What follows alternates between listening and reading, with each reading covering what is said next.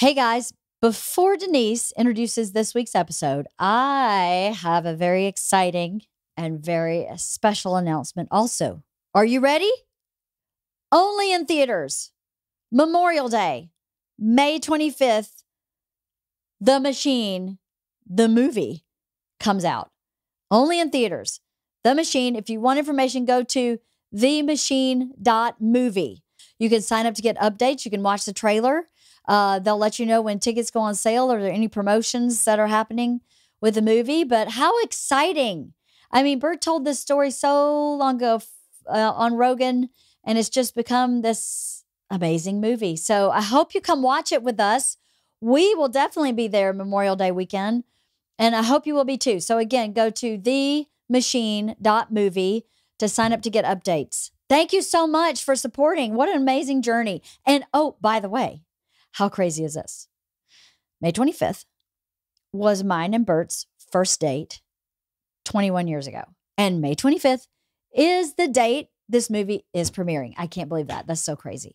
I think that's called Kismet. I don't know. I don't even really know what that word means. But anyway, go to themachine.movie and sign up to get updates and come watch the Machine movie with us in theaters. Thank you. Hi, this is Denise from Skiptown All-Stars. We are on Wife of the Party. What is Skiptown All-Stars? We are two 50-somethings that ditched our life in LA. We sold our homes, sold our furniture, sold our cars, and hit the road in a rented minivan to find a new place to call home. Today, my husband James and I interviewed Leanne. We had a great time. I've been wanting to do this interview ever since Leanne had us on her show many months ago. I think Leanne is so interesting and does so much for so many people and hardly ever gets a chance to talk about herself. So I dug deep, James and I. We asked a lot of questions to Leanne, and we're just thrilled to be here. So I hope you enjoy the show. So do you need help wrapping gifts? You know, Mia's in town. No. Are you sure? I've already wrapped all of them. Okay. Because I'm insane in the membrane. You a little bit. Because I don't like rest. How many hours of sleep do you get a day? I do pretty good with sleep. I try to get 7, but I'm not a good sleeper in this age that I'm in this menopausal. Oh, I wasn't starting. I was waiting for James. We're always starting. But yeah, I mean, I sleep. I'm not a good sleeper in this. I tell you what, I haven't been a good sleeper since I had kids. I think that I gave birth and my hormones went, good luck.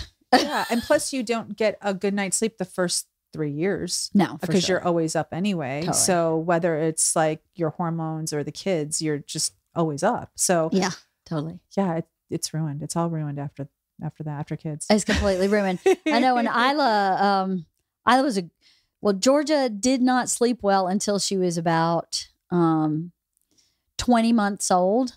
And then Isla was born at 25 months. And then Isla was up until she was 4. So I had 6 years of no that's sleep. Pretty brutal. And then your body gets in this rhythm of not sleeping and waking up at 2 because I used to get up at 2 and walk in the living room and just start playing. And I'd be like, girlfriend, it's 2 in the morning. No. And I'd walk her back and she'd go right back to sleep. But she would wake up every single night. At 2 in the morning. At 2. Yeah. And she got herself. Still do that? Was she a night owl? She's a super night owl. Okay. Yeah. So it's her internal, natural time clock. It's her rhythm. Yeah. Wow. Totally. Okay. So okay. So do you remember when you were pregnant with her? Was she tossing and turning when you were in bed all night? Like 10, 11. Oh, I know. Parker's kind of a night owl, our oldest. And I just remember when I would go to bed, she would always, it was like her waking hour, like when I was pregnant with her. But yeah, interesting, isn't it? Isn't it? I know this. When I was pregnant with Georgia, I gained 35 pounds. I swelled up like a friggin', I don't know. I was so swollen. I was super morning sick. I was anemic. I just had so many problems with Georgia, and my delivery was a disaster with her. And it you was want to do it all over terrible. again. And then with Isla, I gained 25 pounds. I had recurring nosebleeds, and I delivered her in like 20 minutes. It was the easiest thing ever. And what I find fascinating about that is Georgia has Bert's blood type and Isla has mine. So I wonder if my body was like, what the hell is this foreign object? Yes. I mean, my body just went, no, this is not happening. And then Isla, they were like, oh, I know what this is. And I know your body knows what is happening, your second pregnancy, but it was so drastically different. Yeah. Couldn't have been more different. It's always interesting to me when I hear about women talk with other moms who had a first birth experience that was like difficult, like the pregnancy. And then you decided to have another baby. Like I'm always surprised by that. Were you just thinking like, okay, well, maybe this one will be easier? No, I was thinking I was an only child and I will not do that to my child. Okay. So it was all about not having an only child. Got it. I hated being an only child. So that was it. Okay. I was like, if I got to do this again, you're still going to do it. Then I'm going to do it because I can't have her be by herself. Yeah. Totally Sometimes I regret that. I'm just kidding. Just kidding. No. Isla came in and she was like the Tasmanian devil. She was like, I was like, wow, she's something else. Georgia was the easiest. She was so lovely. And Isla was lovely. She was full of spirit. But man, a lot of energy. She tried to kill herself for the first, I don't know, 2 years. Oh, she was one of those dangerous kids. Yeah. Like always like hanging off the table. Yeah. Like, climbing on things, digging in the garbage, getting on the countertop. She walked at 9.5 months. Like you can't even talk to you can't even have a communication. There's no way to communicate with a 9.5-month old. Right. No, that's a baby on 2 feet. It's a baby, and she was gone. Like I have a video of her I think she was 11 months carrying a huge jug of cat food. Like she was gone. Like she started walking and went, catch me if you can. So I remember just thinking, wow. The second one is hold on, because she's gonna, it was hard. That one. Wow. And you survived. I did. I love her to pieces. I love her spirit. I love the piece of her that was that. Of course. You know, I just had to keep her alive. Yeah. Sure. Until I kept saying. Okay, we have said that about our daughters. Like if they're still alive, like I'll never forget a friend of mine took Parker, our oldest, he and his wife, they were very close family friends, and they took our oldest to go see the butterflies. And she was in a car seat. She was a baby. And I was like, okay, this is great. We'll have a few hours to ourselves. And he brought her back. Like they brought her back like 3 hours later. And I said, and they said, were you nervous that we had her? And I go, I've kept her alive this long. So I think you'll be just fine. The fact that I was able to keep her alive. So when you say that, that's really funny. Yeah. Okay. So we're here. I can't believe it. Okay. So James and I have talked about this for a few months now. So are we going to open up the show with? Yeah, let's do it. Okay. Let's open it up. Welcome, All Stars. Slightly different set than you're used to seeing today.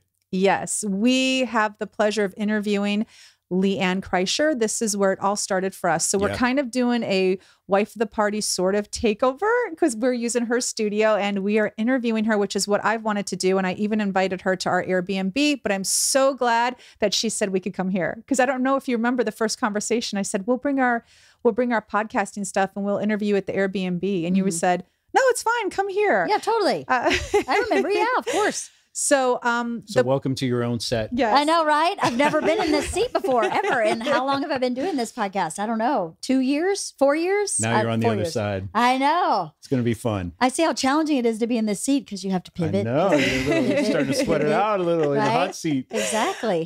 Usually when we do our podcast, we're kind of like fly by the seat of our pants, which is what we learned from Leanne when we were on her podcast. And for any of you who don't know this, Bert and Leanne suggested that James and I do a podcast about our travels. And Leanne was gracious enough to have us on her show so her listeners could be exposed to us and we could be exposed to them. And it was so sweet. Aww. It really was. And I've listened to Leanne's podcast and James has as well. And we both felt like Leanne is always sitting in this chair.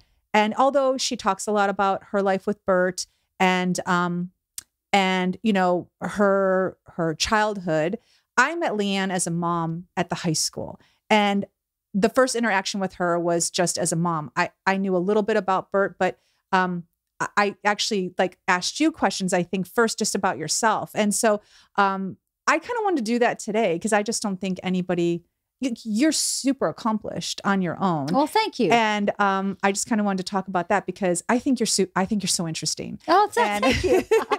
And I just want like our listeners to know how interesting you are. And also your own listeners. I know that they know you're interesting because they hear the show, but kind of wanted to dive a little deeper into like, you and what brought you to LA. So I have a little notes. I normally don't like to. I have a little note. Kind of about 30 questions on that. I don't want to miss anything because I know we're going to get chatting and get lost in dialogue. Totally. And well, before we do that, I think we should actually mention to you, number one, we say thank you to you all the time. And we truly are grateful. We would not have embarked upon this had it not been for your and Bert's encouragement. But in addition to that, I just need to say at this point how wonderful the fans of your show have been to us. Oh, that's great. They exchange ideas and thoughts and input with us on social media. They are on YouTube channel. We had a couple people in the past few weeks say, "Oh, are you ever going to be back on Leanne's show?" And so just that support right out of the gate, I think is something that a lot of podcasters don't get. Mm-hmm. And so we are eternally grateful. It has helped us. It's fired us. It's fueled us as we've been trying to do episodes from one location to the next all over the country. Thank you. And thank you to your listeners. Well, thank you, my listeners. That makes me so proud of them, who they are. That makes me really happy because I think that's the way life should be, right? Is that you are each other's biggest cheerleaders. And if you're not, then what are you doing? You know, why would you be a negative in someone's life by choice? So that makes me really proud to know that my listeners have been good to you. That's really good. Yeah. Okay. So this jumps the gun of some of my questions, but what you said now has to like lead into something. When I first came here and we did this podcast, I said something to you and I don't know exactly what it was, but it was along the lines of like, eye rolls that I get from friends. Mm-hmm. And I'll never forget your answer. You said you shouldn't have those friends. Yeah. And I think about that comment a lot. And so as much as I have this list of questions that I want to start with, because I have a timeline of where I want to start, like talking to you, I do have to ask you, where you live and what you do makes it very difficult. And if you're not from Los Angeles, you don't live here, or you are from LA, but you aren't in the circle of people that Leanne and Bert are in the circle of, how do you stay authentic to yourself? Because this is one of my questions, but it's way down on the list. How do you find positive people that are just really, truly happy for you, Leanne? Like, honestly, like aren't friends with you because of what you have, what you do, but really, truly like want your best interest. It seems hard in this circle you're in. I think first of all, who I am today is not who I was in my 20s, right? We all progress and learn. And I can't say that I was surrounded by authentic, well-wishing, fully positive cheerleader people in my 20s and maybe in my early 30s even. So that was a learning process. I didn't just show up like this. I had to learn who I was. And I think if you learn who you are and you like who you are, warts and all, and you're honest with that, it's a lot easier to find people that are the same. I think sometimes it's easier said than done, especially with who you are. Like, don't you ever feel that people want to be friends with you just because of who you are and not who you really are? Does that make sense? Do you know where I'm coming from with that? Yeah. Especially in LA. I'm talking about here in Los Angeles. That was like one of the biggest questions that but again, it's down on the list, but I wanted to ask you, which is like, how do you find authentic people? Well, I think in every community, not just in LA and not just because Bert has some notoriety, there are always people who have ulterior motives. Yeah. You could be at a church in rural Georgia and someone will have your husband's the local mechanic and you want to get your car fixed quick. I mean, I think there are people who have ulterior motives everywhere. That's a good point. And you have to deal with those people. And my perspective is everyone has value. Even if they want something from me that's maybe not very deep, they still have some value. So to meet that person with respect and compassion and kindness is kind of the only way to do it. for me, obviously, if someone's a complete jerk Right. and is treating me badly, that's a different thing. But I mean, if I sniff out that someone's here for the wrong reason, I'm not unkind. I don't cut them out. I just don't include them in the things that are important to me and to my core. Right. One of the ways I found, I have this ladies ornament exchange luncheon that I've been doing for 19 years. I did it this past weekend. Mm-hmm. And when I was pregnant with Georgia, I had 2 friends who had 2 very small babies. And I went, and I just stopped seeing them, because when you have small kids, unless you're like next door, you don't see each other. Yeah. So I went, okay, I see where this is going. I'm going to make sure I keep this group of people together in some capacity starting now. So we all know who we are. We're all in the beginning of this journey, and we're just going to stay together. And I keep adding people to that group, but they're only authentic people. They're only people that I have a real connection with, who have a connection with me. And I think setting something like that in place, for me anyway, was really important. So I know who my real authentic group is. And as I gather more people as time goes on, and some people fade away as time goes on. And I have no judgment on any of that. A lack of judgment, I think, is something that I've really grown into, is to not judge somebody for wanting to be a friend for ulterior motives. To not think they're a bad person for wanting that. Just think that they're limited. And that maybe I have something they want. And isn't that a compliment? That's a compliment. Oh, gosh. Okay. I cannot believe you're saying that, because no, I do not think that's a compliment. You don't think it's a compliment? I actually do not. I think it's a user, like a user type of person. Oh, like, but you only get used if you allow yourself to get used. oh, okay. I mean, that's my experience of life. That is a great way to put it. But I just see I look at you and I just see like, oh, I'm sure that people see you as an opportunity in LA. I know we talk like, yes, you're right. A mechanic in Georgia, but like, it's different here. And if you don't live here, you don't see how different it is here. It's just so different. There are so much more hangers on. Am I saying it right? Like, you are. And I mean, so, it's and so a built-in component, I think, of the industry that we all sort of circle ourselves in. But you know, I think to your point, as you get a little older, your radar gets a little better at sort of detecting that. You handle it a different way, obviously, than Denise handles it, where you're not judgmental. But at the same time, I think that the minute you can detect it, at least you're informed enough to make a decision on how you want to proceed. Right. I think you're so kind about it. Like, for you to say they have something to offer. What do they, like, it's a compliment that they think I have something to offer. That's so interesting. I'm going to have to think about that for a minute. Well, I mean, and what you're describing sounds like from your perspective, you've had some experiences that have left you feeling like yucky.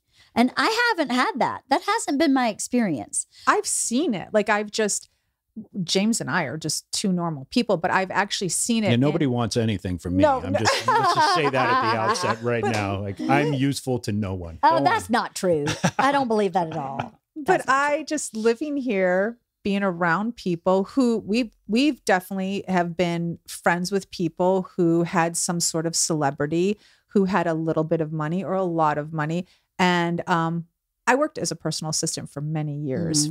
And so I even saw those families have hanger-ons, if that makes sense. So I just thought like that was one of the questions that I really wanted to talk to you about. But that, like I said, was later on, was just because you're in this circle and you're so kind and you're so authentic. And it's like, oh, how do you deal with it? But you obviously look at it as a compliment, and you seem to weed it out very well. So I compliment you on that and applaud you. Thank you. Yeah, for but sure. Part of this is choices that you make. You know, when we were living in Hollywood when we bought our house here, and when we were looking to buy, I was touring schools because I had a 4-year-old and a 6-year-old. And so I was touring elementary schools.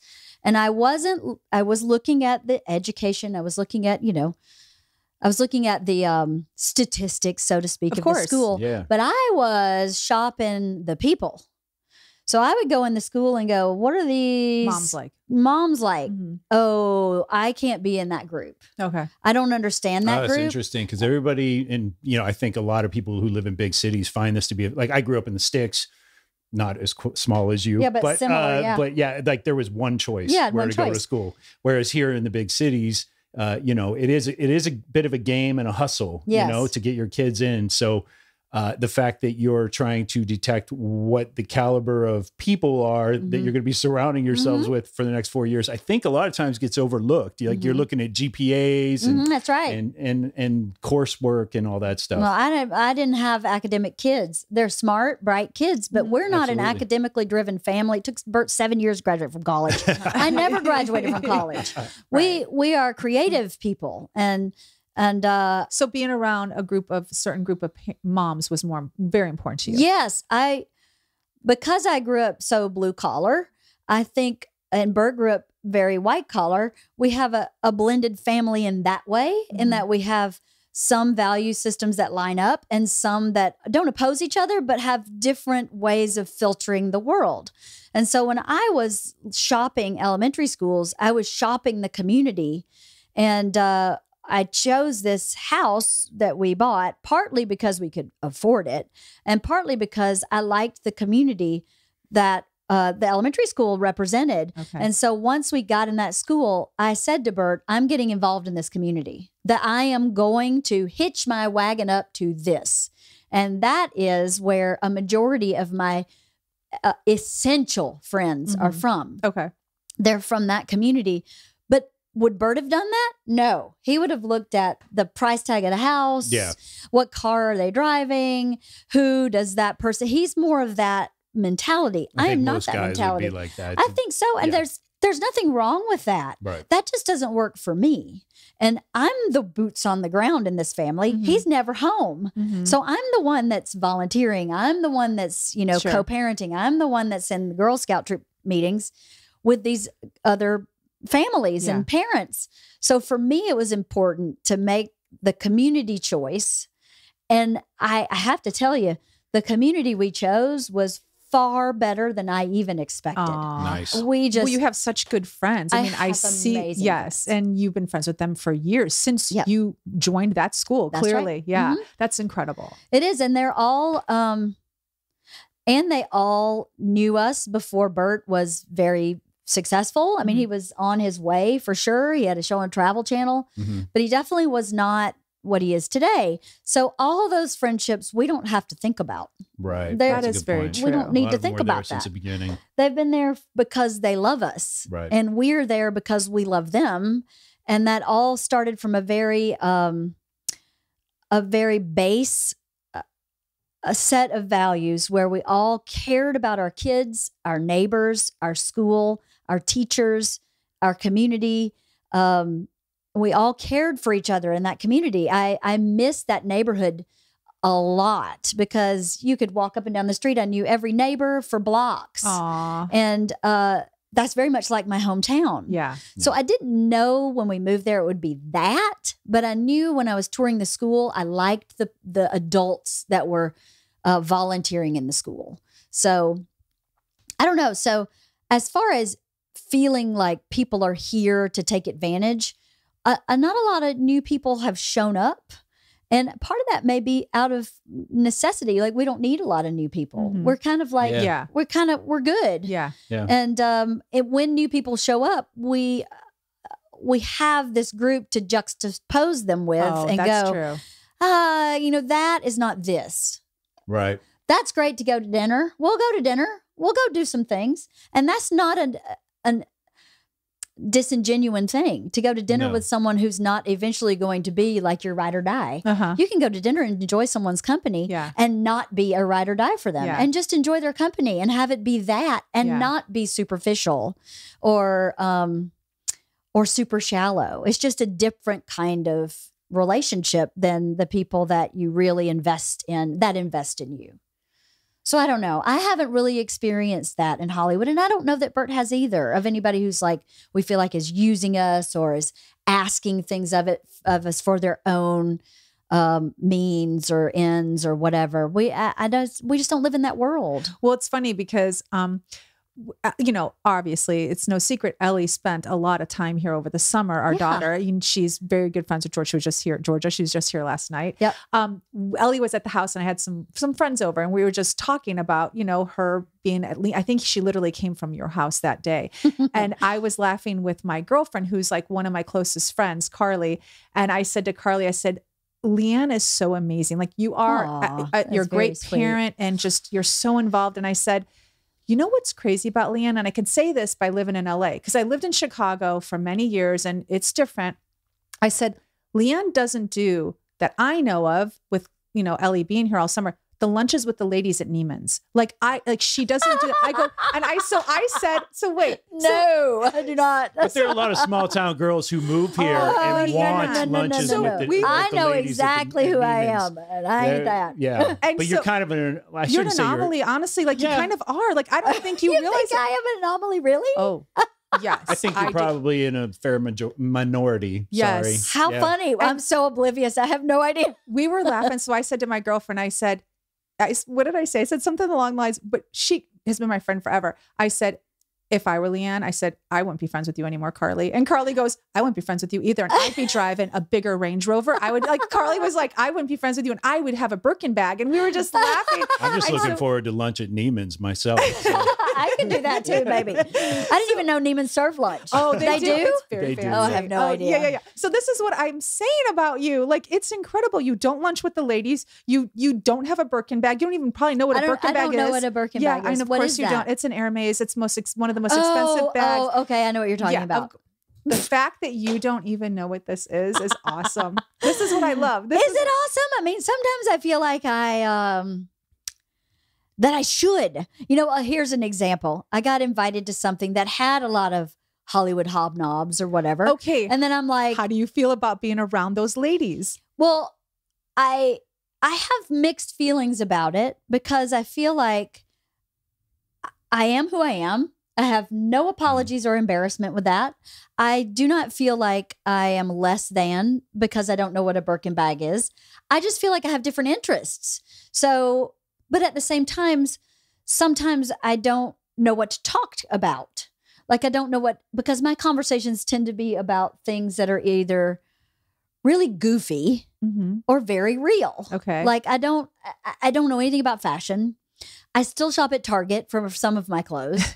I don't Leanne, know anything about bags right now. Like if I have a designer bag, it's fake. It's not real. Oh. I don't buy real bags. I think that's, in my opinion, I'd rather spend that money somewhere else. So I'm still very much the girl in the trailer park. I need to know how you stayed like this. I need to know how you stayed like this. Like everybody wants to know how you stayed like this. I have no idea. Yeah. I just went.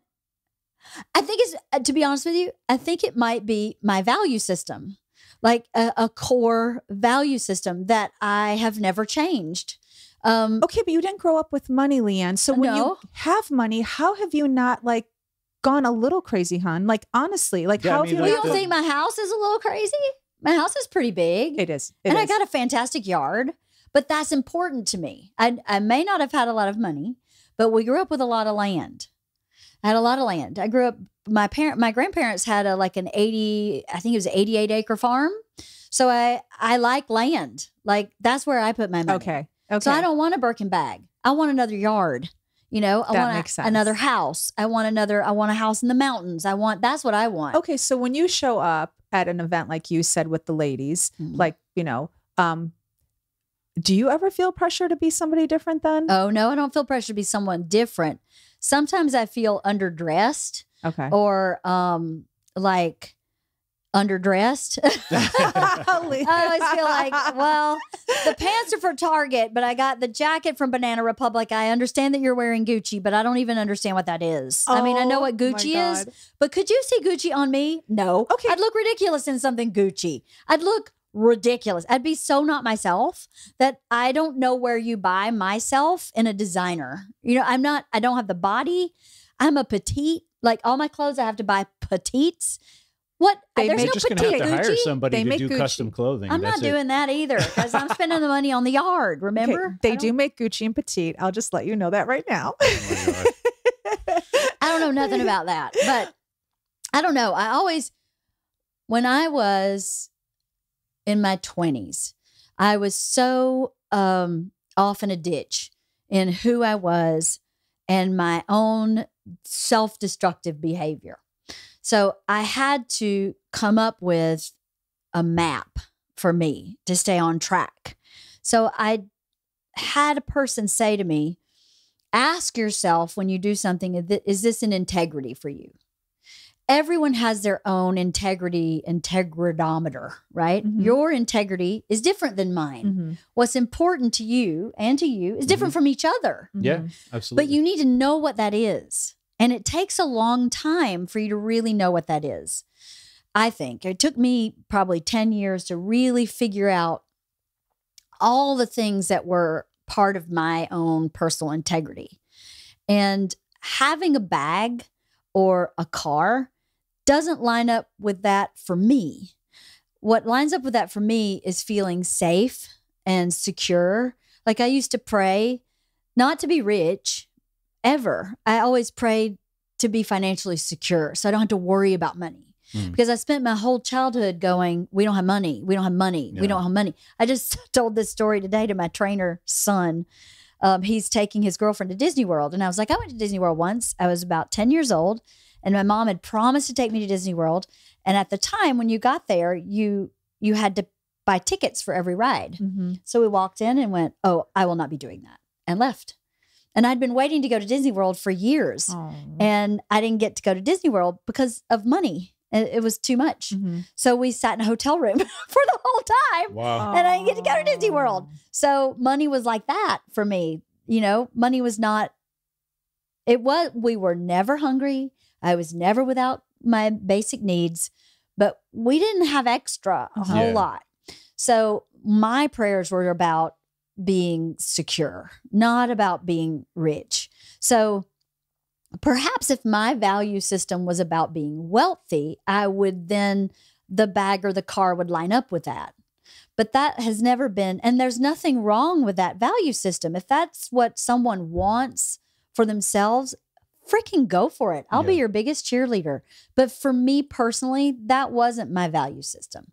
My value system was to create a loving, stable, happy, secure environment for myself and the people I love.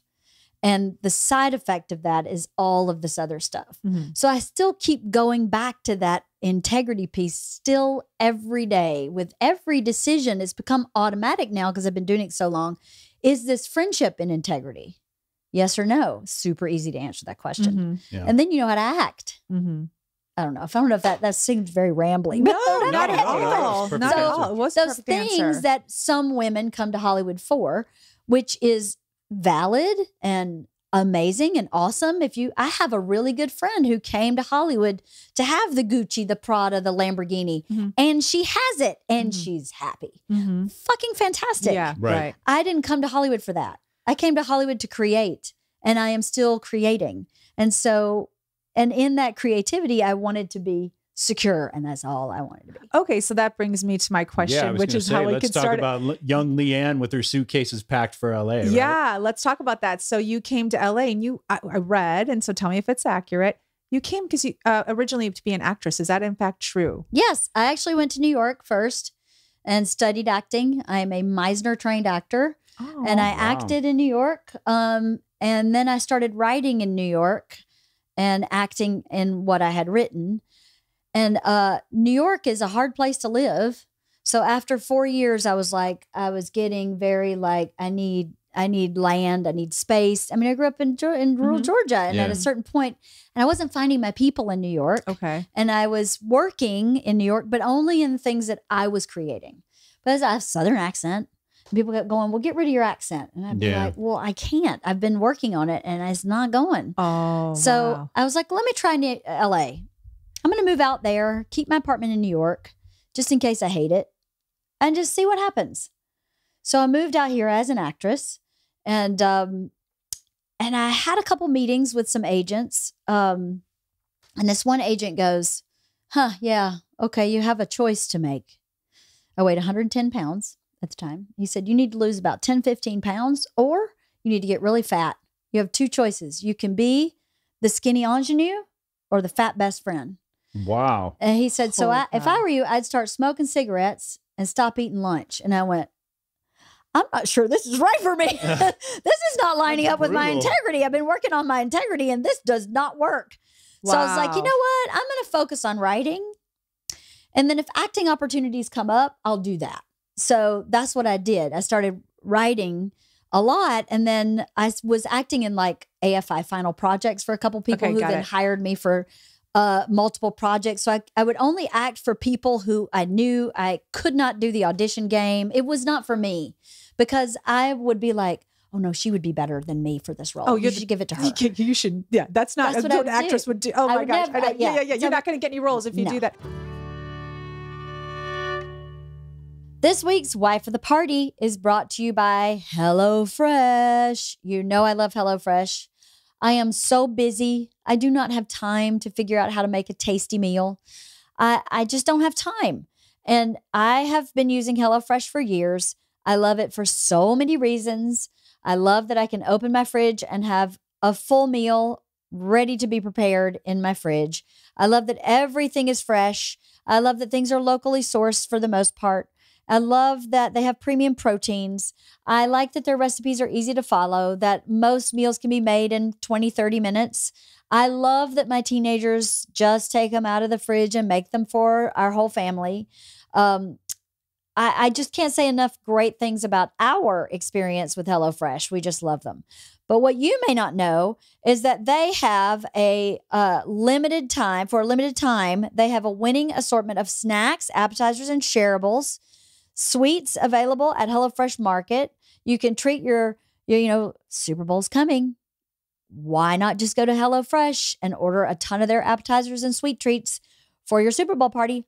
Great idea, right? And then March Madness is right behind that. Maybe you could do that too for them too. And also it's snowing. I don't know about you, but here in California it's pouring rain. So I don't want to go to the store. You can also just go to HelloFresh Market and add some staples to your delivery for the week. Whatever you might usually have in your grocery list, you can just add to your HelloFresh order, which is so easy. They add staples and sweets, and they arrive at your doorstep right along with your meals. Makes it so easy to not have to go out in the weather. So go to HelloFresh.com/wife21. Use the code wife21 for 21 free meals plus free shipping. Go to HelloFresh.com/wife21 and put in the code wife21 for 21 free meals plus free shipping. I think that's a deal you cannot pass up. I think that you have to, if you haven't already, you have to try America's #1 meal kit, HelloFresh. Okay, so really quick, when you told your family that you were going to move to New York to be an actress, how was it received? Because you're a country girl saying you want to like hit the big city and be famous, basically, because nobody says they want to be an actress to just not ever be on TV. So you knew that you wanted to one day be on TV. How was that received back home? Well, you know what's interesting? I don't know that now in retrospect and looking back, I remember watching the Academy Awards in Georgia going, I want to be there. But I don't know that I ever thought I want to be there as an actress. I just kept thinking, I want to be there. I want to be with those people. I want to be with that group of people. That was my aspiration. And I think the only way, being from a small town, the only way, the most visual person is an actor. Yeah. So then you think, well, I'm going to be an actor. I didn't even know director, writer. Right. I didn't know any of that until I moved to New York and went, oh, wait a minute. Lots of opportunities. There are all these other things. Jobs, I mean, nobody did anything like that. However, my mom was a model. She was the highest paid model in Atlanta for about 9 years. She was a model forever. Wow. Also, she's from a smaller town than I'm from.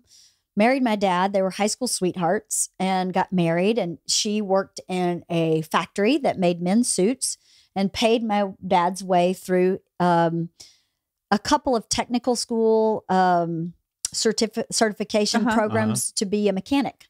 And once he started his auto mechanic business, he said to her, now it's your turn. What do you want to do? I'm working. I'll pay for you to do whatever. So she wanted to go to Barbizon. Oh, nice. and be a model. And Nice. so he paid for that. And she became a model. And that's a whole big, complicated childhood story. But they divorced. She moved to Atlanta and was, in fact, a model. She moved me to Atlanta with her when I was 7. So it's not so for you to say, I want to go to New York and be an actor, she was probably like, go ahead, honey, do your best. Yes, she Okay. was supportive. Your dad? My dad was, my dad is so very wise. I lived in Atlanta from 7 to 13. And then at 13, you could choose where you wanted to live. Yeah. I did not have a good relationship with my mom. I don't have a relationship with my mom now. And in my opinion, there's a lot of mental illness with my mom. So at 13, I could choose, and I chose to move back with my dad. And when I moved back, he said to me, you're not going to stay here. You've already lived in the city. You're never going to stay here. Interesting. It's never going to hold you. So I'm just waiting for the day when you're telling me you're moving. So he was waiting for it. He never really was like, you're going to be an actor. He was never like that. He was waiting for the day when I was going to launch to the big city. Got it. So he was supportive in a very, I don't like this way. Not because I don't like Right, that you're an right. actor, but I'm just worried about you and your future kind of way. I mean, he lived in this town of 1,600 people his entire life. He never lived anywhere else. Yeah. So Yeah. New York is like a foreign country. I'd moved there. I'd never been there. So I was like, I Wow. don't know about this Big Apple, but I can't do Atlanta. Atlanta was not my speed. Okay. So I was like, I got to find somewhere. I'd started acting in Atlanta, and my teacher in Atlanta said, you're actually very talented, but you need to train. So you need to Okay. go to New York if this is what you want to do. And I was in college and I was miserable. And I had a lot of really heavy stuff happen in college. I don't know. And I've heard of Super yeah. heavy. Mhm. With my dad and his wife divorced, and then my dad had a bit of a breakdown, moved in the dorm with me. Wow. Oh, that Holy one I cow. did not hear. Okay. At the I same don't know time, this this other stuff was Oh, wow, happening, okay. and it was just too much. And I was drinking too much, and I was I drank so much I lost my hair. My liver became enlarged. I was in very bad shape. My sorority told me I should go to rehab. I was in bad shape. So I pulled out of college to kind of reset. And my mom was like, why don't you take an acting class just for shits and giggles, just to have something to do? Oh, Yeah. interesting. See if Okay. you like it, So that's what I did. I did it because I was really lost. And acting wasn't the answer for me. Acting was the catalyst that got me to all of these other things. Acting is what got me into therapy. And I don't know that I would be this today without therapy. Okay. I don't think it's possible at all. Probably not. And honestly, then, like 'cause you no. need with all traumatic things that happen in anyone's life, if you don't have a professional to talk to, totally. because your friends can only help so much, like really, and you Yeah. know, there's like they're not trained. And this was way above most people's pay grade. Yeah. To for have sure. my mom is divorced her 6th husband now. She's been through all these. Mhm. I really believe that I believe that she has a personality disorder, and to be Aw. raised by someone who has a personality disorder, be the only child, and be the focus of all of that control and judgment and intensity is a lot to unravel. To find who you really are after all of who you've been told you are is stripped away. I couldn't have done that by myself. It's incredible that you did not end up like an alcoholic with. Oh, I was. I mean, but like your just life completely destroyed. That you actually made that decision to make a change. Like most people don't do that. I agree with you. And I think, I don't know why I had that instinct or wisdom or whatever, or I just got fed up with being unhappy. Yeah. I got really fed up with being unhappy. My dad, happiest person you'll ever meet, never Wow. unhappy, never in a bad mood. Nothing's ever too big of a problem. Not really. He's just so jolly happy.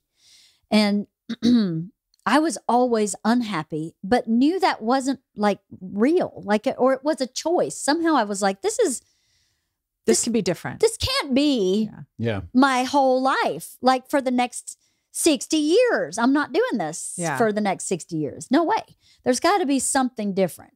And I think I always, from a young age, knew that my mom was not right. Like, you know, when your mom goes, hey, I need you to tell this lie. Yeah. And here's the lie. And here's how you're going to sell it. That's a lot for a little kid to like process. But then my dad's at home going, we don't lie. We Yeah. don't cheat. We don't steal. My mom's going, put this in your purse. Oh, If you get busted, they won't do anything to you. You're a kid. you're little. Yeah. And then Aw. I had my dad's voice going, you know, We don't do I that. think this there's a lot is of right. cognitive dissonance there. Yeah, for sure. I'm pretty sure this is not what the Bible says. Yeah. So I don't think this is right. So I think from a young age, I knew Aw. that things were Yeah. not right. So once I got into therapy, New York for me was about acting, and New York, I think what it did for me was to get me out of Georgia, get me into therapy. Georgia and therapy don't all go together Right. culturally. It's true. No, for Wow. sure. Yeah. And I didn't go there to get into therapy. I got there and things fell so apart that I thought, this is above my pay grade. Like my car's broke down so much, I got to find a mechanic at this point, or okay. we're not going to Yeah, get it back on the road. Yeah. Yeah. So It is amazing when you're on your own like that, especially as a young person, how, you know, you go to this other place. Like in my case, it was coming to Los Angeles, and you get there, and rather than it sort of improving who you are, it exacerbates it like, to the degree where you're like, I don't even know if I can stay here in this city. So yep. yeah, I can totally relate to that for sure. And Yeah. it's going back to therapy. It is really important. Like, you know, you can have as many great friends as you want or as you can gather, but you just need an objective third party, because eventually the best of friends get tired of hearing the same old problems. It's true. Right. It's true. And you know, the thing about me is I don't like negative cycles. And your whole life is cyclical. Every 7 years your body regenerates itself, blah, blah, blah. There's cycle after cycle. But I was in cycles that I couldn't identify myself, that my therapist went, this is this relationship with your mom. This is this relationship with your dad, whatever. And so until I could see the cycle, I couldn't break it. So that's what therapy did for me, is just to help me break the cycles that were put in place by bad experience, bad parenting, bad whatever, fill in the blank. But yeah, so anyway, going to New York started out about acting, ended up about me really figuring out who I was and trying to kind of rewire myself a little bit. Did you stop drinking when you were in New York? I stopped drinking before that. You did? There was a plethora of warnings for Got me to stop Yeah. drinking. Okay. And I met this guy who I've told this story before on the podcast, but I went to a Halloween party and there was a psychic tent at the Halloween party. And the psychic went, ooh, you have really bad headaches. And I said, yes, I do. And she goes, I think I know a guy that can help you. He's amazing. He does Reiki and he can help you. So I was like, give me his number. I did. I had terrible headaches. So I walked into him and he did the same thing. He went, ooh, you have stuff with your mother. And I went, Oh my gosh. yes, I that's do. wild. And he Wait, goes, so I don't know. What is Reiki? Is that what you said? Sorry. Reiki is a form of healing where they manipulate energy in your Okay. body and pull it out of your body. Some people think it's like fooey. By doing what? Like how do they do it? It's- Oh, so they're okay. healers. So there's They're actually like hands-on. They're hands-on. healers Okay. with their hands. And then they like manipulate your You've energy. lived in LA. How do you not know Reiki? I thought I knew Okay. everything. I work in TV. Like I've seen a You bunch don't of know shit over the Birkin- years, but you I've don't- never seen that. You don't so. know Birkin bag and he doesn't know Reiki. Where the hell I know. are We're we? useless over We're all here. on The the wrong couch is show useless. today. What the hell? The couch is useless. No. So he, like, as soon as I walked in, you got stuff with your mom and you have really bad headaches. And he said this to me. He did the session and he goes, okay, I can help you. But once we start, you can't go back. And things are going to change. People are going to fall away and you're going to move ahead and it's going to be really hard. But it's your choice. Oh, this is heavy stuff That from a is heavy Reiki. stuff. He said it, Especially for a young but he person. was right. I was 20. Okay. Yeah, really young. I was 20. And I went, what's happening here ain't working. Okay. So I'll take it. I'll take my that's chances. incredible. The wiseness from your dad has definitely transferred to you, because at 20 years old, most kids would have said, yeah, I'm going to get a beer. Honestly, they would have been like, this is voodoo bullshit and I'm going to go get a beer. Totally. So That's amazing, Leanne. I think it's from this very kind of salt of the earth farmer, really basic right and wrong theory background from my dad's family. Is it right or is it wrong? It's pretty clear. Yeah. It's true. There's no like bullshitting your way into being It right. is true. It's either right or wrong and you know it. So do it right. I mean, that's how I was brought up. So he does the Reiki. How many sessions do you remember? Was it months? And then things started changing in your life. It was a year and a half. Wow. I went once a committed. week for 6 months. And then after that, I went every other week and then once every 3 weeks. And we just kind of weaned myself out of it. And I was committed. I was off in a ditch. I'd had a DUI. I'd had a date rape. I'd had a divorce with my my stepmother who had been in my life since I was 8. Yeah. Mhm. I had my mom and I are in and out of a relationship. And that was damaging. I lost my hair. My liver was inflamed. I think when I finally, right before I met Scott, I woke up in my bedroom. What were we? Were we in Georgia still? Yeah, at this still in point? Georgia. Okay, I woke up in my bedroom and I didn't know how I got home. Oh yeah, And window was open and I see outside the window a shoe, which was mine. And then I followed my path back to my car with the door open and the keys in it. So I'd driven myself home Oh. and took my clothes off on the way to crawling into my window. Wow. And I was like, You were in a hurry to get to bed then. perhaps this is problematic. So You're like, F this shit. yeah. I think had I not gone to therapy and I had continued that path, I probably would have died. Because my liver was so, I lost my hair. Yeah, you were very young. So to be at that point at such a young age. So how did you not start drinking when you came to LA? So you have this agent who says to you, lose weight. But I don't drink for that reason. Here's what happened is I got into therapy and I went, oh, the drinking is about pain. Yes. To definitely subduing that pain. Yeah. That's it. Yeah. So I thought to myself, well, if I handle the pain, the drinking means something different. So I maybe have 1 or 2 drinks a month. Yeah. Now I don't drink. I drink when there's a social occasion. Right. That's the only time I drink. And it's been that way because I stopped drinking before with the Reiki. Got it. Stopped. And then when I moved to New York, I just stayed not drinking because I was like, why complicate this process? Right. Why would I put that layer on top of all this other stuff I'm big trying move to and all that. Yeah. Trying to launch a new career, all that stuff. Sure. And the integrity piece came from Reiki. Oh, He was like, oh, it's the same. Is it good for me or bad for me? Here's how you can tell. Because remember, I grew up with a person who goes, put that in your bag.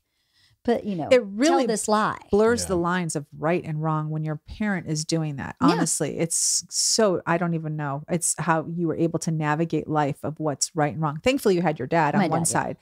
But so you come to LA. Yeah. And how then did you really stay straight? Like, how did you stay healthy? Because anyone who knows anything about acting would know that like that path is constantly, you are bombarded with rejection. So, okay, so you get this, but I dropped that path real quick. Okay, so you get the agent who says lose 10 pounds and then you're like, okay, this is not for me. Right. When did you decide that writing was for you? You were writing in New York, but when did you decide, okay, I'm here in LA, I want to act.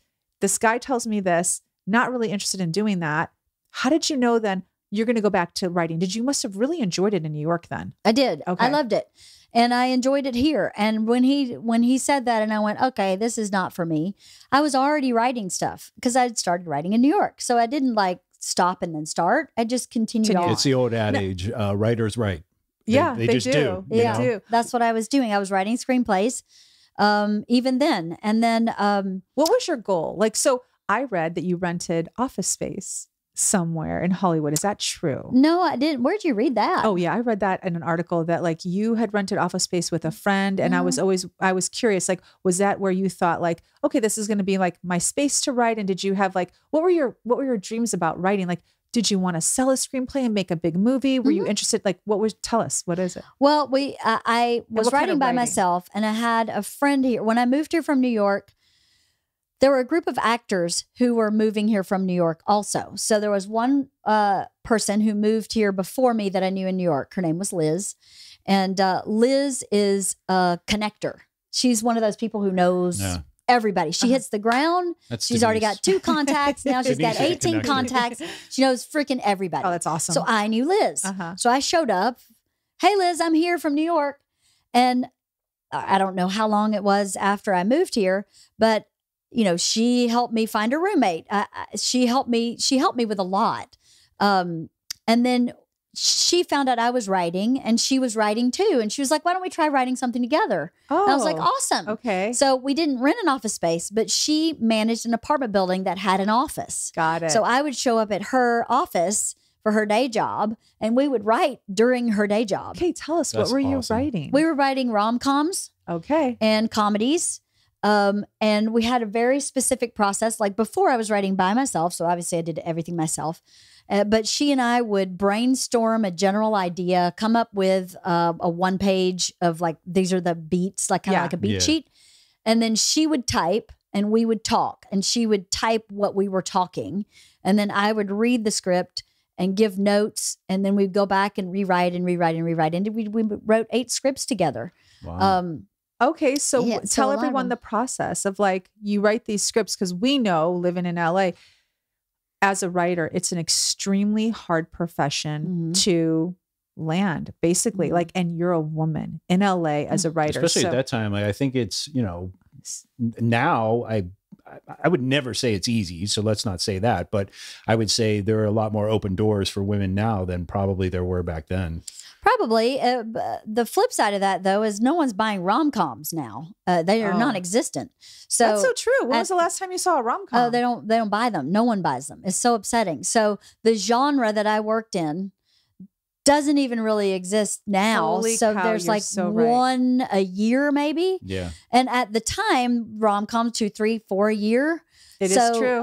And I love rom-coms. So we had an agent. I mean, we sent our spec script to an agent. He picked us up. It was a literary agent and shopped us around. We sold one script that got made that was shown at I say Cannes. Is it Con? I don't know. It might be Can. shown Am I over saying there. it Con? I said it wrong. Where I I'm have from, no it's idea. Can. Oh, well, But you say crick, so that It's doesn't in the even- crick? I do say crick. We're in the creek. Oh, he You know what a says crick is? Do you know what a crick No. is? You don't know what a crick is? Well, it's the You know water what a that crick runs is. behind my Oh, house. Exactly. Yeah, that's what I She meant. didn't even know what it was. It's a creek. She asked me to It's a spell it. I creek. said CRCK. CREEK.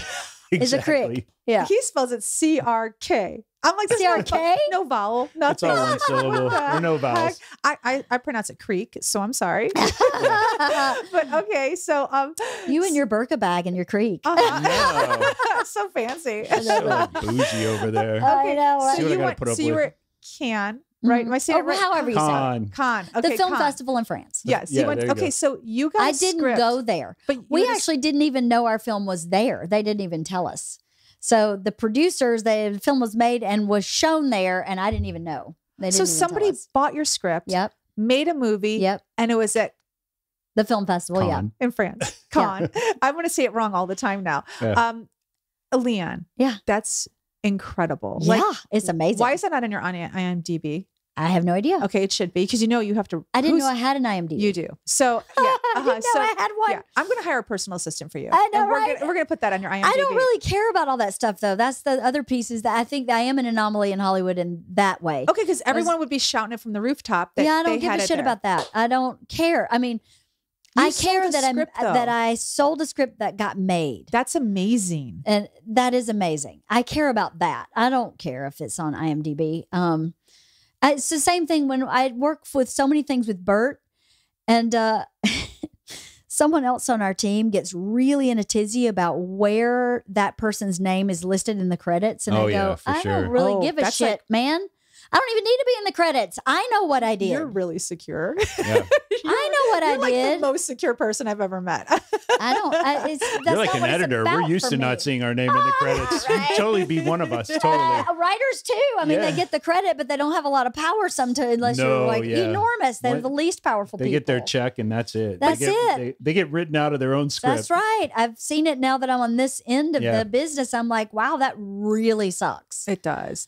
So you have a major writing credit, and how you must have, obviously you have more than one. So tell me, you get this script sold. Then where did it go for you? Like how, okay, what were your thoughts? That's what I want to know. Were you like, my dream is to always live in LA and always be a writer. Like, what were your thoughts? Because you're here and you're doing it, and that's major. You know what's really interesting? It's a really good question. I think I always wanted to be a writer, but I think that, I was a good writer in middle school and high school. Like, I got short story awards and stuff in school. So I think I've always just naturally enjoyed and been good at it. Never thought of it as a career until I came to LA. And then, what happens? This is what I think is really interesting about life in general. If you are open, if you remain open to receive from the universe, then you can allow your path to be whatever it is you're supposed to receive. If you're living, as my dad says, if you're living clean, you're a good person, you're a person of integrity, person of your word, and you just ask to receive, have the path rise to meet you, it does. So yes, I was a writer when I met Bert, but I haven't really written much since I've had kids because my path shifted into being a support for my husband's path and my children's path, which is my path. And I think people think I have put myself aside, right, or I have neglected my own. I don't feel that way. I don't. I feel like Bert's path wouldn't have happened without me. I'm essential. My children wouldn't be who they are without me, and I am essential. Mm-hmm. So I can get back on that writing path, and I may never want to again, also because of what Bert and I have created together in that creative space is so fulfilling that the fulfillment is what matters to me, not Right. the, I wrote another script. Okay, well, that would be great if that fulfills me. But it fulfills me also to know how involved I was in this last hour that's going to be on Netflix sometime early 2023. Uh-huh. Yeah. What is my involvement in that? I know what that is, Mm-hmm. and I'm good with that. That's what I need. Now, in my 20s, I probably wouldn't have said that. I would have said, nope, I need my name on the top of that. Yeah. I need to be writer, director, blah, blah, blah. But as I've aged, my understanding of who I am and what makes me happy has aged with me. So I don't know. I took a class at UCLA in the pandemic, the UCLA Extension. That was an essay writing class. And I'm fucking fantastic at writing essays. Nice. I am Nice. really good at it. Where were you during college essay time? I Oh my know. gosh. Well, I don't know if I was so good in college. No, my kids. Why was Ellie not over here having you help her write her college essay? Oh, I don't know. Well, my daughter didn't let me help her Oh, write her college essay She's either. crazy. Okay, so go But, ahead. Good. You got enough on your plate. I Go know, on. right? But I was like, I still got it. That's Nice. all I did Nice. that class, and I inspired myself. You did it for Aw. yourself. I did it for myself to go, do I still have it? Because the creativity has shifted into something else. Sure. It's not sitting at a typewriter writing, but in some ways it's still writing in that it's like carving out creativity that other people do. Does that make sense? Yes, 100%. So I'm not stuck on that label, so to speak, of being a writer. That was what my intention was when I dropped acting. But remember, I left Georgia to be an actor, You dropped did. it to be a writer, Yes. dropped it to be whatever I am now. I don't even know what to call myself. Creative producer, a podcaster, because I definitely produce in a certain way for Bert's projects. I am not an overall producer, but in a certain little avenue of his work, I am a creative partner. And I'm happy there. I'm really happy. I'm very fulfilled and happy. I don't feel like I'm missing anything. So when you met Bert, you were a writer. Mhm. When then did it shift? How far into the relationship where, I mean, you were still actively writing when you met? He was actively doing stand-up. Mhm. So at what point was it when you actually got married or had kids where you stopped and said, okay, I'm just going to do this now? Like it had to be, was it before that? Or like, where It was when it I for got you? pregnant. It was when you got pregnant. I Okay. got So you were up really writing. morning sick. Okay. Uh-huh. Okay.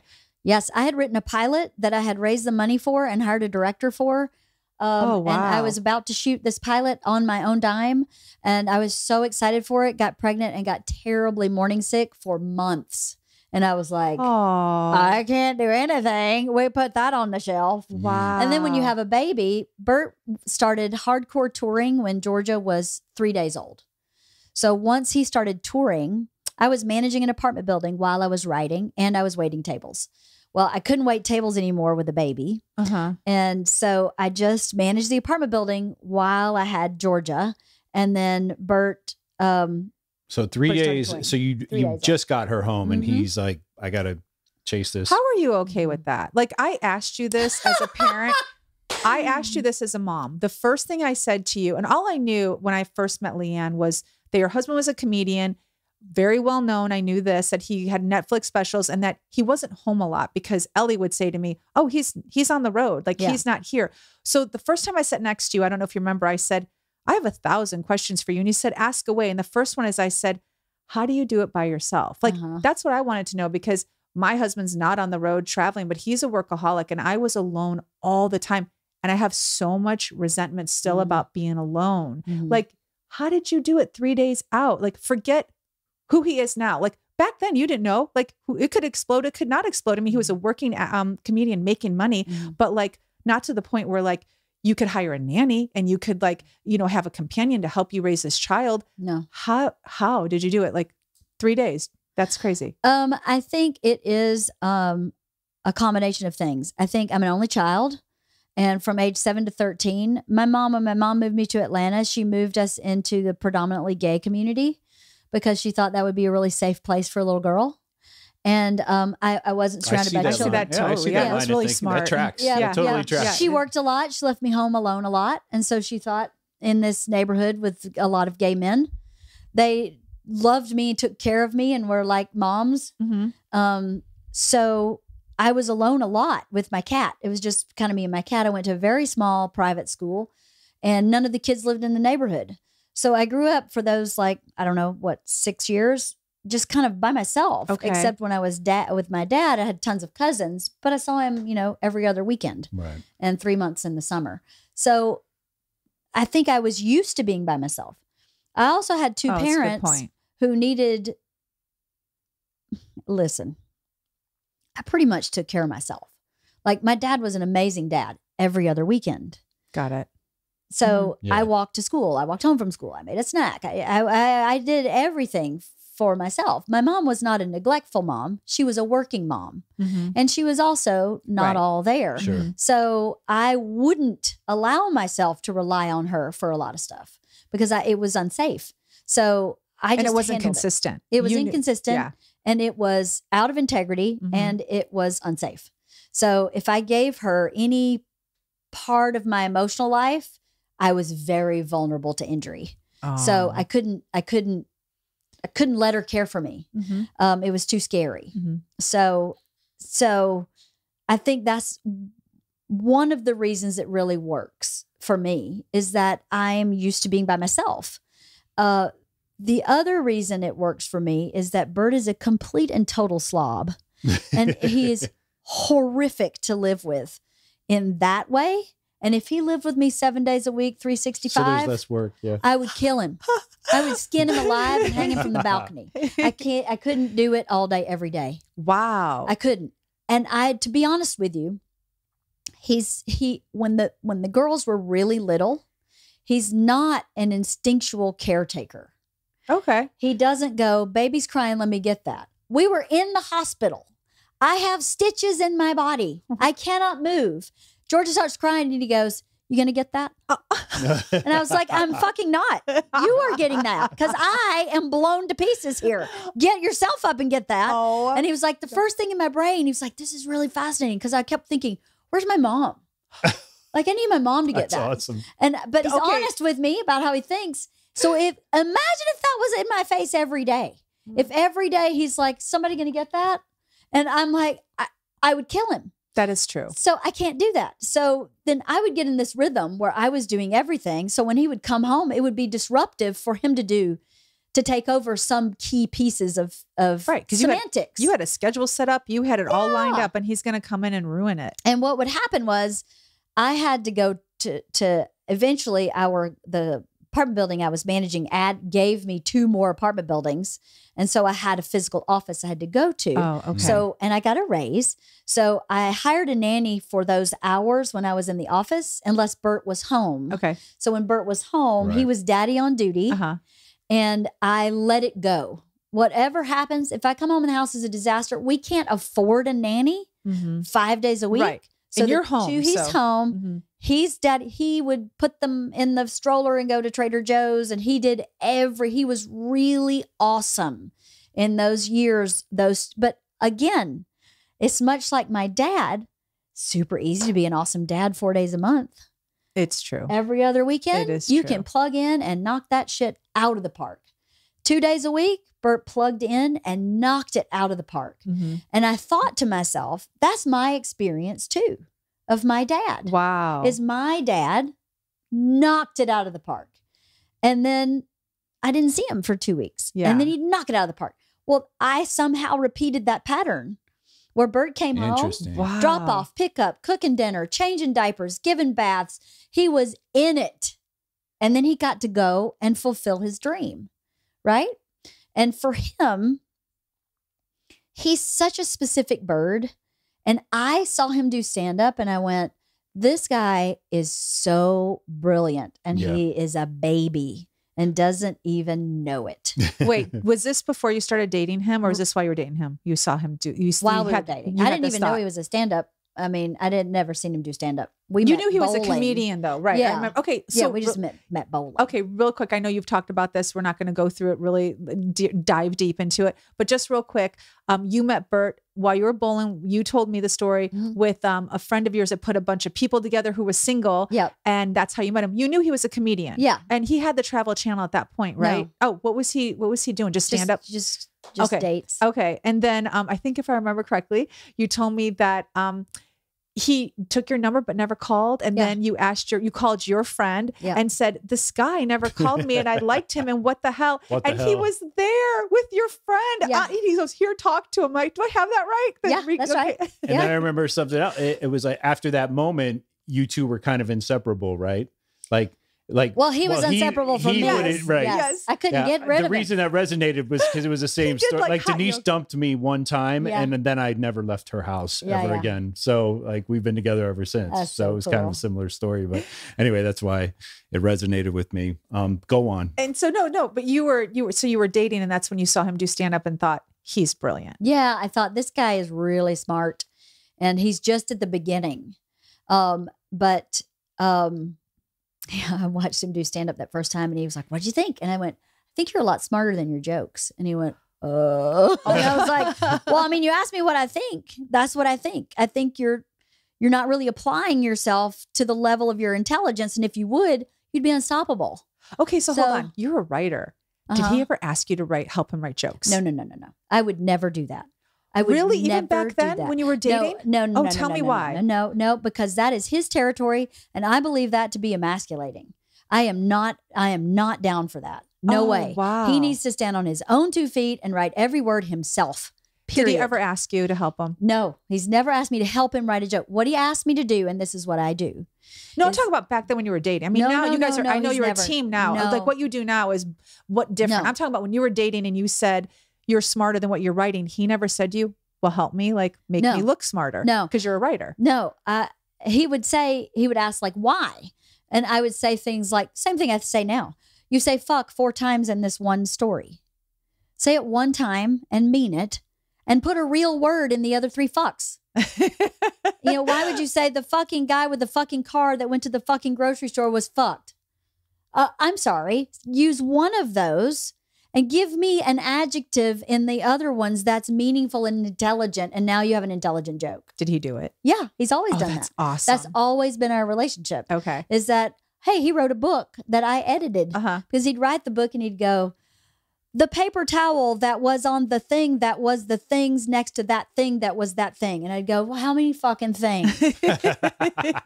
Say what the thing is. Just say what it is. I mean, you don't need it, but he doesn't. That he's dyslexic and his brain doesn't think in that kind of specificity. But I read everything. I love to read. Oh, nice. So my brain thinks in specificity. So he has this big, broad brushstroke of this larger than life story that's amazing. But what makes it really amazing is that little intricacy, those subtle nuances, those tiny words that you don't even realize make it so rich. That's true. So that was what I meant. He's smarter than the thing that went that the thing. Yeah. That's not how he's smarter than that. Yeah. So sometimes I'll give him a word. Why don't you use fantastic instead of fucked or whatever? Yeah. But I don't ever write, and I have never written. And sometimes he'll like brainstorm a concept, and we'll back and forth a concept. But I have bouncing never ideas or tweaks or whatever. Yes, right. And even with his book, he wrote it, and then I would go back and go, "What about this? What about this? What about this? What about this?" And then he would go back and write it. So I've never written for him because, to be honest with you, I really think it matters to him that it's his. Sure. Oh, okay. That makes for sense. Sure. Yeah, absolutely. So when you had to quit your job waiting tables and you were managing the apartment buildings, because you had managing 2, you said, right? I had 3 buildings. 3 buildings. Okay. And you have Georgia and you're still trying to write. No. You stopped totally. Yep. Okay. Yep. You know what? This is when you put all your focus on being a mom. Yes. And helping Bert then build his career. So I have to ask you, as I know this is not a female male thing at all, because there are men who've put their careers on hold for their wives to, build their careers. She just looked at me twice while she said that, by the way. Go on. Sorry. For those of you who are not watching personal, on YouTube, but it's nothing personal as she's staring I can't right even at me. relate, but. So how are you okay? Because you were a successful writer. You sold a script. Mm-hmm. I need to know this. And there are other people, and again, not male, female oriented. How are you not resentful? What if he didn't become Bert Kreischer? What if he, tell me, I need to hear this, like how you were okay with all this. Okay. I think that this has been my mentality from the beginning. We are a team, and whoever gets us from A to B is who gets us from A to B.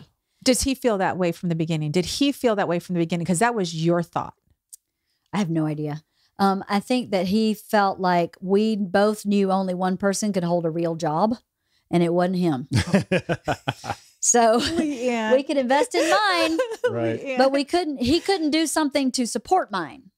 I could. Wow. So in my opinion, if you're on a boat and you're crossing the Adriatic Sea, do you care who paddles more? No. You just want to get to the other side. You just don't want to sink. Yeah. I just don't want to sink. I want to get from A to B. Here's how we're getting from A to B. What was my B? Happy home, happy family, financially secure. That was my B. And you knew you could help get you both there because you could secure the job. He couldn't manage apartment buildings. Hell no. No. Okay. He couldn't. And he couldn't hold together a family like I did. And he was an excellent dad. Those 2 days a week he was home, and the week he was home once a month. He's always been an excellent dad. He never gives himself credit. No matter how far away he was never gone. He was always plugged in. That's so sweet. He knew what was happening. He knew we talked every day, just about every day. He was very present, even when he wasn't physically there. Yeah. And that was something we talked about too. I said, I can back you if you show up and you are here. But if you show up and you're somewhere else, I'm going to have a problem. You need to show up and be here for your kids, because they didn't choose this life. They won't know any other life. So they've got to be fulfilled in this life. And if they're not, then I have a problem. Wow. So that's where you put your foot down, because you are really a wonderful partner. But you did put your foot down and say, you have to be present when you're here. Yes. And there were times when he was coming in hot and he was calling me from the car. Like, for instance, Georgia, when she was 3, tripped on her own feet and broke her jaw right here. Broke all 4 teeth in the jaw and broke the jaw. And Bert was on tour. He was on the Jameson tour at the time, had 4 or 5 comics. And I was on stage and I called, I think I called another comic and said, something's happened. I don't want anybody to be alarmed, but he needs to call me when he gets off stage. He did. I told him what happened. Fell apart. I mean, like level 11 fell apart. And I thought to myself, he has the luxury of falling apart because he's not with my kids. You're right. I'm not falling apart because I cannot. Because if I fall apart, Georgia will think this is really serious. It was, but she's 3. Yeah. So I got to keep it together. Everything's good. We're good. We're going to go see the emergency dentist. No big deal. Handle everything. Bert's falling apart. Next morning, falling apart. He's flying home, falling apart. Gets in the car from LAX, still falling apart. And I went, let me tell you something. You walk in the door of this house, you have your shit together. She is 3 years old. Cry your ass off. You walk in this door, you are her dad. And that's it. None of this bullshit. So wrap it up. And he did. So that's how we've always been. Do you can have it. Do you still do it now? Yes. To this day, wrap that shit up? Yes. At a certain point, I go, you got to wrap it up. Because of the two of us, he's definitely more emotional. He's definitely more reactive. And he's a catastrophe thinker. And he's very dramatic. And I'm not. I've had to handle myself since I was 4. Right. So I don't have that. I don't have that peace. So that's the way our parenting's been the whole time. If he had been there when that had happened, it probably would have been very terrifying for Georgia. Oh God. It would have been Well, thank God he wasn't there damaging then. for her. For sure. It would have been traumatizing. So I don't know. Something I observed in my mom with her marriages is that she was never a teammate. She was about me. What are you doing for me? Right. Why did you do that to me?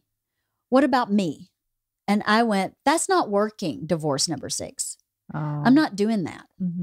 So when I figured I was in love with Bert, I got back into therapy because I said to my therapist, I think I found my guy.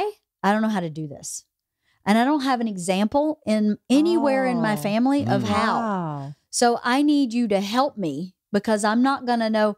Fighting in my house was leaving. So if I ever went against my mom, she would stop talking to me for like a year and a half. I thought you were going to say a week. Oh, no, honey. No. When I moved to my dad's at 13, she didn't talk to me for a year and a half because I betrayed Did something her. to her. Right. Yes. 23, we got in an argument because she was having an affair on her 4th husband and asked me to lie to him. And I said, no, I don't lie to anybody. Didn't talk to me for, I don't know, maybe 4 years. Wow. Holy yeah. And then 33, she did it again. And that was she's the last missing time. out on so much. She is. It really breaks my heart. For her. Like she's missing out. She's so unhappy and lonely, and it breaks my heart, but I can't have that with my kids. You can't. You're right. As soon as I got pregnant with Georgia, she did it again. And when she did it again, she did it via email. I don't want to see you. I don't want to talk to you. I don't know your kids. You're dead to me. You're not my daughter. You're so disrespectful. Bullshit. I printed the email out so I would never forget. And I went, this time, it's over. You say so? I agree.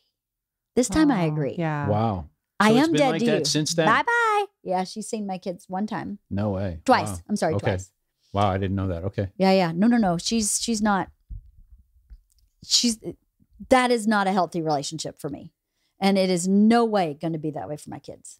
Where I say to you, you're asking me to lie about fucking the neighbor to your husband, who's been nothing but wonderful to me. Aw, what a terrible position she wanted to put you in. Oh, yeah. And then that's just one of many through your course of life one with of her. many. Yeah. Yes. I got subpoenaed to testify on his behalf in their divorce. Oh, wow. Goodness. It was horrible. Oh my gosh. So yeah, she's a mess. Aw. A mess. She's a mess. Well, with all that being said, are you the parent you've always wanted to be? Because we always have this idea. And so tell us, like, yeah, I mean, given I want you to start asking her some questions. Given all of that, obviously, then we start building a template for ourselves. Do you think you live up to your own template? Like, what in that moment, in those moments where you said, "I will never do this, that."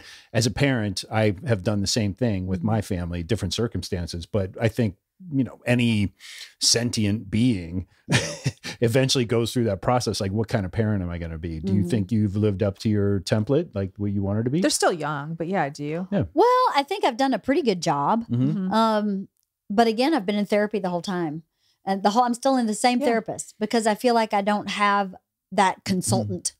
I don't have that. I know you need that. Like everyone has somebody they can it's usually their mom where they can go back and say, hey, or their partner. Yes. I mean, Yes. And you know, but in fairness to Bert, he's got no template for what you've had to go through because he had his mom, he had his dad, and very different upbringing, you know? So like Denise, like when I share things about my childhood, she's like, I'm off the reservation on this one. Like you should talk to somebody, you know? Yeah. So I think I've done a pretty good job. I think I did a good job of recognizing bad patterns and thought processes before I had kids. So that when I had kids, listen, here's the thing. My mom needed me to fit in this box. I needed to be pretty, thin. I needed to dress beautifully. I needed to behave in a certain way. And you had to be useful when she required you to be. Exactly. And I had to never, ever have a thought that didn't line up with hers. Right. Okay. That's part of the personality disorder. Is if I had a thought or an opinion that didn't line up with hers, she would feel it was life-threatening to her. Like it was danger to her. And so as I grew up, when I had kids, I thought, I want to be curious about who they are instead of telling them who they are. My mother was never curious about me. Aww, she told me who you will be ABC. And if you are not ABC, you're out. I mean, I have so many examples of if you're not ABC, you're out. Right. And I just went, that's no way to live. That's no way to be in the world. It'd be very difficult to be your own person. Even you probably feeling that even from a young age, right? Mm-hmm. Yeah. I did. And I had many breakdowns in New York, like not knowing what butter to buy.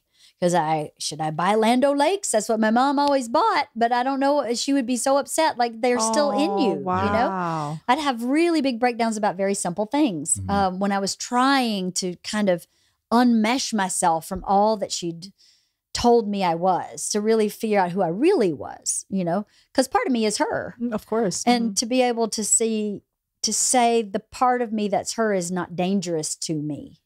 You know, my mom, I actually am very much like my mom. I'm not like my dad. I'm just not damaged like she was.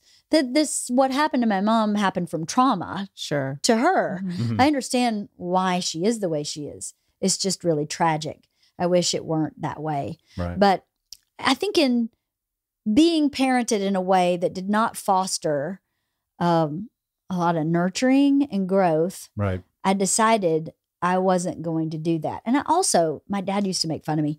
I've also always been really curious. Like my dad used to say, you ask more questions than any person. Just stop with the questions. Because you know more questions. And I'd be like, but one more question. He's like, oh my God. I mean, I remember him getting like, oh, I've had enough questions for the day. Right. So I think that's my nature. So when I had Georgia, my nature was to be like, who is this little person? Oh. And what do you want? And how do I maximize that? And I don't think I was perfect, but my intention was right. Right. You know, and with Isla too. Who are you and what do you need? Do you ever get nervous? Because I think we say this always as adults. Like, I don't want to be like my parents, like the bad part of my parents. Do you ever get nervous? Like, do you ever, like I say, I once heard this. Oh my God, if I get like Nanny, someone tell me. Yeah.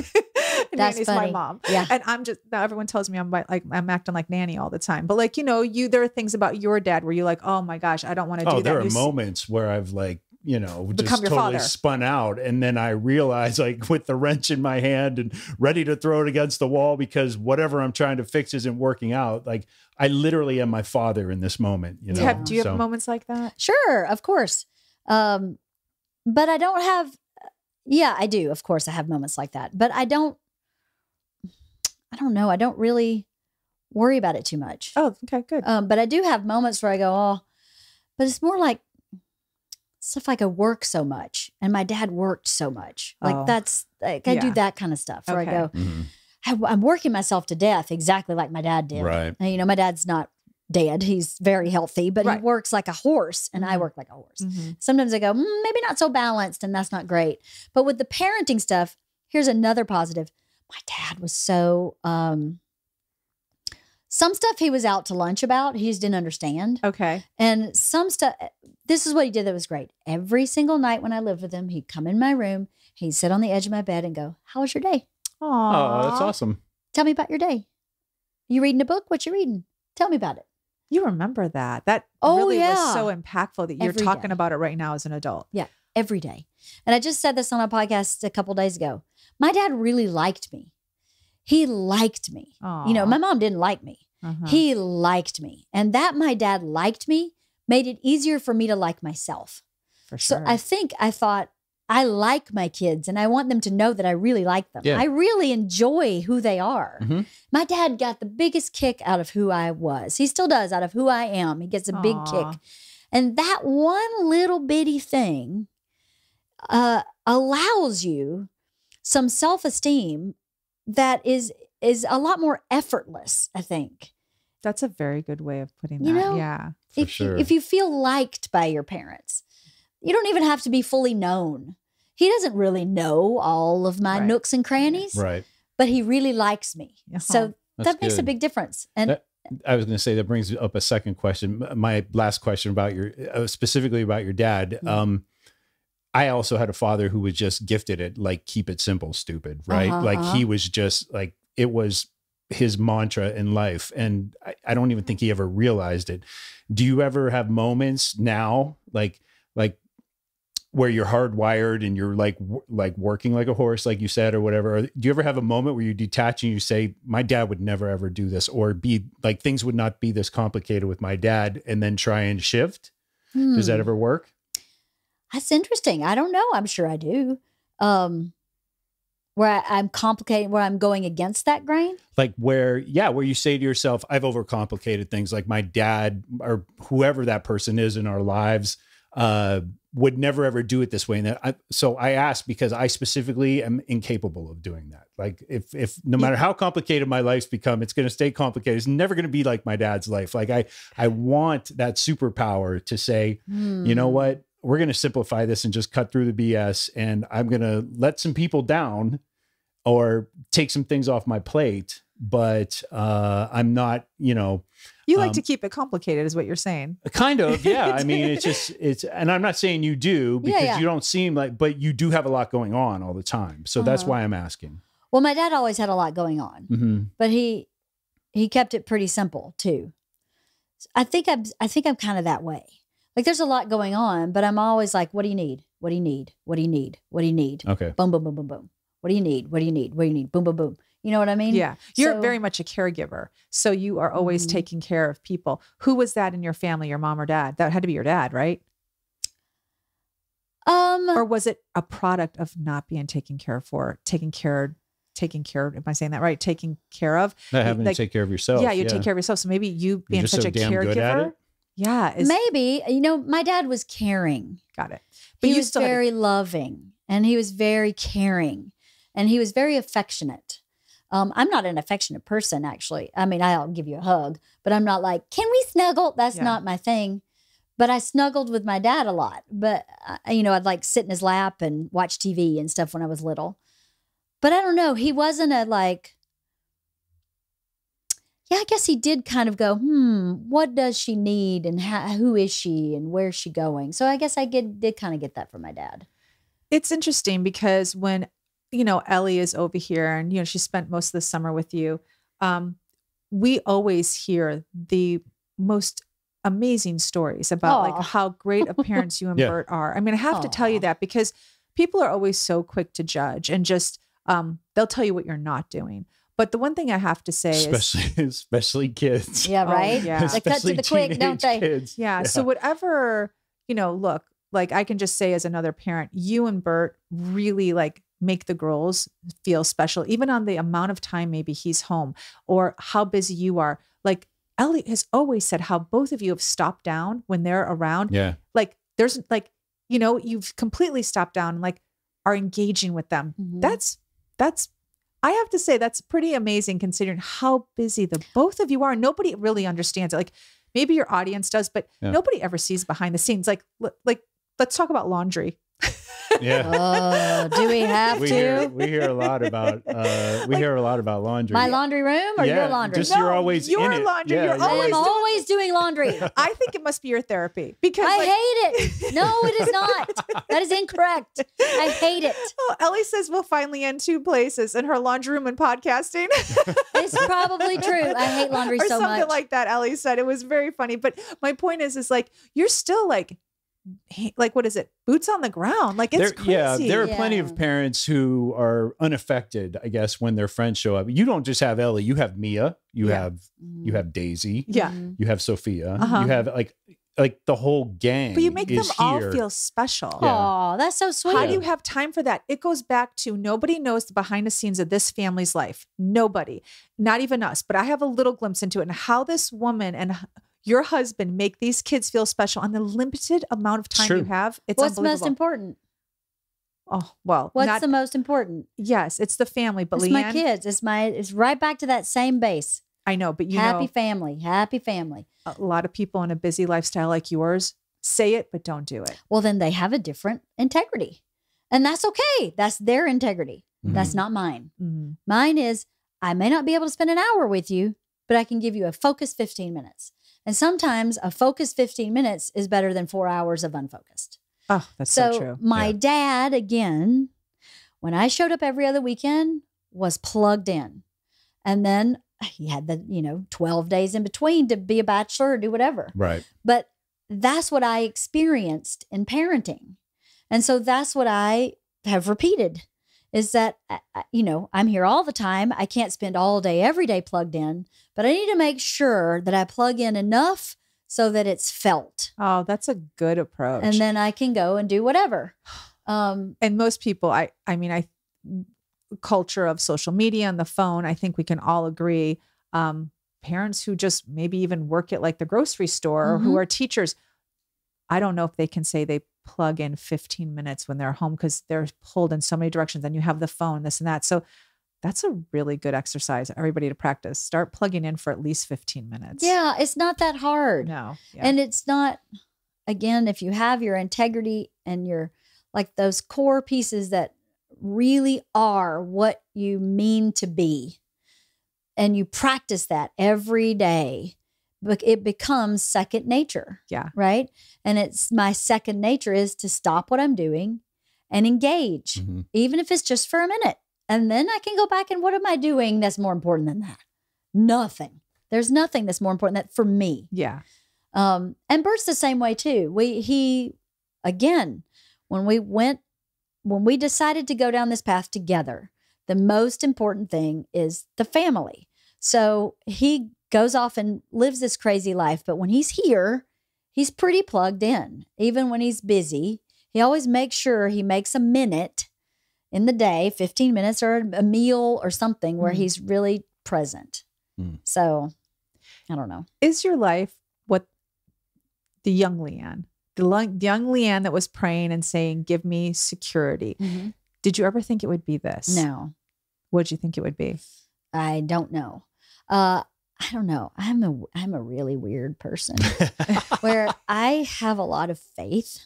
I'm not super religious, but I just kind of gave it to God. And I didn't really have a specific vision. I had a feeling, right? It was a feeling I was going for. And I've achieved that feeling. That's amazing. So I didn't have a vision. Where people's like, visualize, you should still visualize. I didn't really do that. I think I really just I gave it to God for lack of a better term. I believe in God myself. I have no judgment on anybody else who doesn't or whatever. But my path for me has been about being open to receiving and communicating what I feel like I need, but then surrendering that because what you need shows up. It may not look like it may not look like what you think it is, but if you remain open, it's true. Everything you're saying is true. Like if you just try it, it works. But you're right; it doesn't always look like the way you want it to look.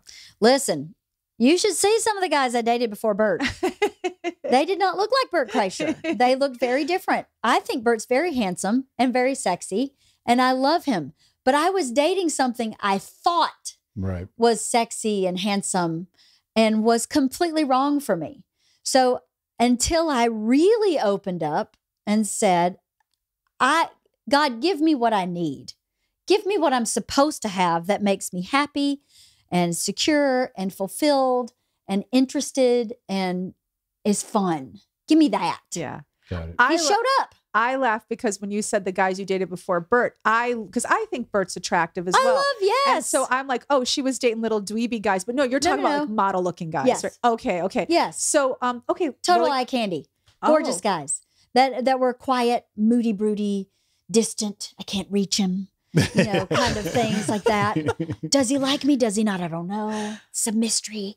But, my dad said to me when I was really young, I thought this was terrible. He was like, you are not going to marry a regular person. You're going to marry somebody that's not regular because you get bored too fast. You're going to be bored. If you had a 9-to-5 guy, you'd be out the door in 6 months. That's not you. So it's going to take you longer. And it's not going to look like a duck. Your it's going to look really something was else. Wise. Wow. Like, all these So anecdotes fucking you amazing. keep giving, throwing out. my dad. It's like for a guy from the country, he knew a lot. That's He's crazy. a very thoughtful person. Yeah. He's a very thoughtful person. He's a very smart person. Just very worldly advice all around. He just knew his daughter. Yeah. And I think I got that from him too.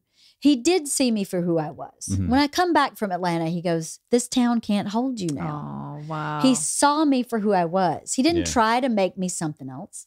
He didn't even try to get me to stay because he saw that's not who I am anymore. Right. So you can choose to control her or you can choose to hang on and ride the ride with her. So that's what he did. Wow. And I think that's what I tried to do with my kids is hang on and ride the ride with them. I think that's one of the reasons it hasn't been so hard for Georgia to go to college. Right. Because I've been like, this is her life. Yeah. Yeah. In her journey. And I just get the privilege of being a part, Oh, that's such a great way of approaching it because not every parent does that. No, they don't. She's No. not my possession or my child or my property. She's a gift. She was a gift that the universe Right. gave me the opportunity and the privilege of being a part of. This whole experience of helping her become her best self and her helping me become my best self is such a gift that if you look at it any other way, you're really missing out. Mhm. It's not a burden. It's not a job. And she's not mine. She never has been. She went through me and that's it. Well, jumping off of that now, so Isla still has a few years to go, but any predictions on what the new normal for Leanne looks like in a few years when she goes off? I'm going to play a lot of pickleball. Oh, you have to come and visit us because Denise has just the place for you. I have no Have idea. you started playing? Oh, I've played like hack pickleball one time and it was really fun only It is because I fun. played with my friends who talk so much trash Right. that I was like, this is what I'm talking about. Yeah. I don't know. My new normal, I'll probably meet Bert on the road more than I do now. Sure. Oh, that's awesome. I'll probably go up to our house on the beach a little more than I do now. I'll hope I still dive into my podcast. Yeah. Maybe I'll write, but if you think about it, she's in school most of the day Yeah. and she comes home and I spend time with her, but she already has her own life. So when she moves that to a college campus, I hope that I feel the same way I do about Georgia, that this has been a privilege for me to be a part of. And that's what she should be doing is launching and hope she comes back, as often as she wants. But I don't know. I don't know what my new normal will look like. I am anticipating being a little more lonely because I'll be home alone Sure. It's true. all the time. Yeah. But I can fix that. I can figure that out. I have so many friends. You do. And and like I said, I can go meet Bert on the road and live in his slovenly hotel room for about 3 days. And I'd be like, bye-bye. Mama got to go home to some order. Yeah. Please. What are you going to do with all that time of not doing laundry? Oh, yeah. Well, Bert's the laundry problem. Bert's the laundry problem. Bert is okay. He's the problem. It's not. He brings all the clothes and, He changes clothes like 4 times a day. Not joking. Oh, And they're so all it's not dirty. even like on the road clothes. We're talking when he's home clothes. Oh, when he's home, yeah. Oh, that's crazy. And then when he comes home from the road, he dumps his road clothes, and then he just starts like consuming. 4 times a day. Yeah. Okay. Yes, you know. Oh, on top of the road clothes. Yes, Okay. because he works out twice a day. He spills food on everything he wears. So he's constantly, everything is dirty. I know what that's like. Yeah. It's not like, oh, I could shake this off and hang it back up. No, it's dirty. He's the problem. And I tried a laundry service for a while. Yeah. Here's the problem. Tell me. Someone has to bag it. Yeah. Someone has to schedule it. Okay. So you're doing half When the it work comes anyway, home, right? Somebody has to put it away. it has to be sorted Oh, okay. and then put away. Okay. Have you ever thought, I know this is a crazy, crazy concept, a housekeeper? My husband doesn't want any strangers in our house. Okay. He's gone a lot, Leanne. When he's gone, get a housekeeper for You might yourself. not know. Well, I have a crew that comes one day a week and cleans. And like Okay. top to bottom cleans everything. So I don't clean the house. I maintain it between Wednesdays. Oh. They just don't do laundry. Oh, you have to find, I'm going to hook you up with a laundry person. You need help with that laundry. I don't know. I hate it. If I could. Yeah. But the problem is the same. If someone did my laundry. They'll put it away. I will come here and help you Oh my show gosh. them That's where to right. put it. Leanne, I want to take one thing off your plate. I see the okay? start of a new business, down low laundry service. Yeah, right, You just the throw down it over low. the back fence. Right. Bert will never know. He'll never know. He'll never know. Yeah, that is something I think that people don't know is that now that we have this lovely house, I'm still the person like running everything. You I are. do It's everything. insane. It's absolutely insane. I don't know how you do it. I mean, I have no clue. Like how you're doing laundry, you're still cooking, you're taking care of the kids, you're packing lunches, you're driving to them that wherever they want to go, running errands. Like it's insane. You don't have a personal assistant. Like I don't know why you don't have a personal assistant. Tell us why.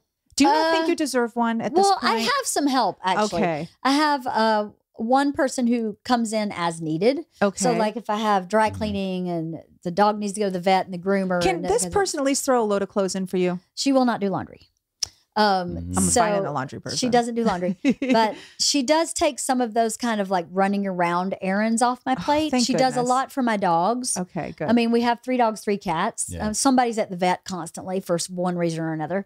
So she helps me a little bit with that. And then we hired someone in the business end that's kind of a floater, Okay. kind of helps Jennifer. She's been helping me a lot for the holidays for like corporate stuff. Okay. But she's going to shift back to Jennifer. And so she helps me from time to time she's kind of a project-based helper. Okay. So I do have a little help, but I don't have a personal assistant per se.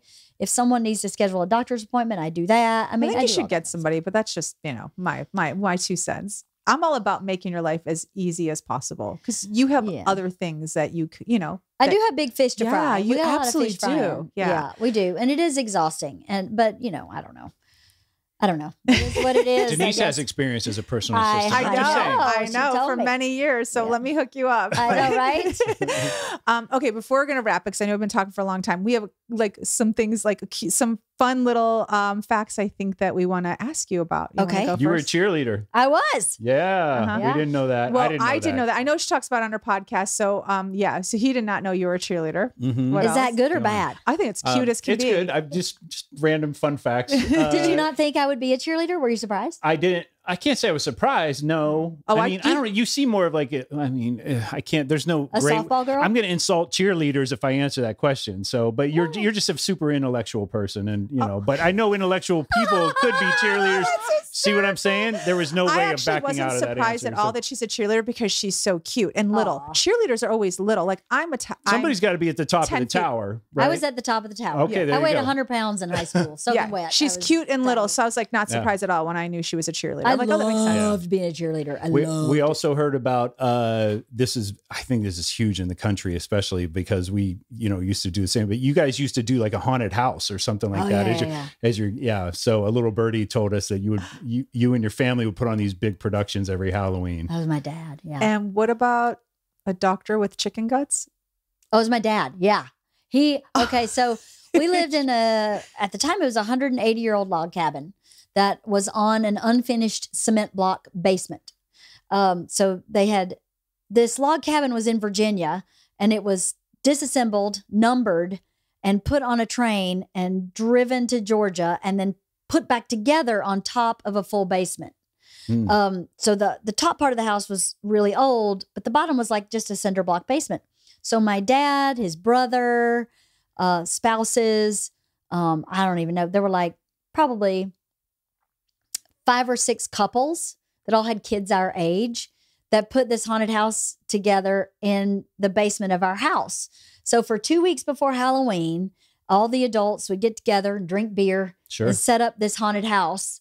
And then the week before Halloween, we would have this Halloween, like 200 kids would come. I mean, 1,600 people in my whole hometown. Yeah, half the school would be there, It would be the whole, it was amazing. Yeah. So one year, my dad played a doctor and Joyce Robinson was the patient, and they put chicken guts on her like he had cut her open. And then as you walk past, he would throw chicken guts at you. Oh, that's awesome. It was amazing. It's a 3D experience. It was amazing. It was so awesome. They'd have people hiding in the woods, like making noise and jumping out on your car as you came down the driveway. It was insane. How do people not scream and have heart attacks? Bloody murder. Yeah. Okay. Bloody murder. It was terrifying. Oh, it was successful. Terrifying. Mission accomplished. Mission accomplished. It was so scary. Running out from the woods and jumping on your car, whatever they're doing. I would just chicken guts. I would lose That's enough. it. Yes. All you need Well, is that chicken was guts. that was that weekend. The weekend after, the weekend of Halloween, my dad would have a huge costume party, adults only. Okay. And I would get to pick up all the beer cans out of the woods the next day. And I think one year I picked up 8 full-size garbage bags of beer cans. Wow. So They had people a wonder why I party. married who I married. There you go. It's my dad. You're still picking up beer cans. Exactly. My dad was a big party guy. He had a blast with his life. And That's great. that was an excellent example. He was never irresponsible. He was always never drank and drove. Bert never drinks and drives. But at his own house, He threw it down. they used to put the mattress. My dad had a king-size bed. They would pull the mattress into the living room and have wrestling matches and bet that's on them. awesome. Oh, It would be like you and Bert wrestling, Right. and we would bet on it. It was insane. They had Okay. so much fun. that's so crazy Isn't it fun? Oh my gosh. Okay, that's hysterical. You would love to do that, wouldn't you? I absolutely would. Yeah. Right now at this age, you would still love to do Yeah, that. of course. Yeah. Let's get Oh down. my gosh, that's so funny. Oh, well, this was so great, Leanne. Yes. Oh, Oh my thanks. gosh, this was awesome. Thank you so It was. much. I mean, I've been wanting to do this like since we met, really. So Have you really? Yeah, I think you're interesting, and I think that the way you transitioned your life, from being a successful writer to being a mom and a support for a successful comedian, and also now being a team. Like you said, you were always a team, but like it, like legitimately look around, like Yeah. you built this like with him. That's incredible. And I don't know if very many people can really say that. Usually it's one person that's doing all the work and the other person is kind of watching by the silence, but you never were that. And that's incredible. Oh, thank you. Yeah, it's so Yeah. true. There are a lot of people that work parallel. You Yeah, know? yeah. And you and Bert seem to intersect a lot. And you're And good I think parents. it's, the nature of your kids reflects that. That's Aw, why thank our you. kids are friends with your kids. And, Yes.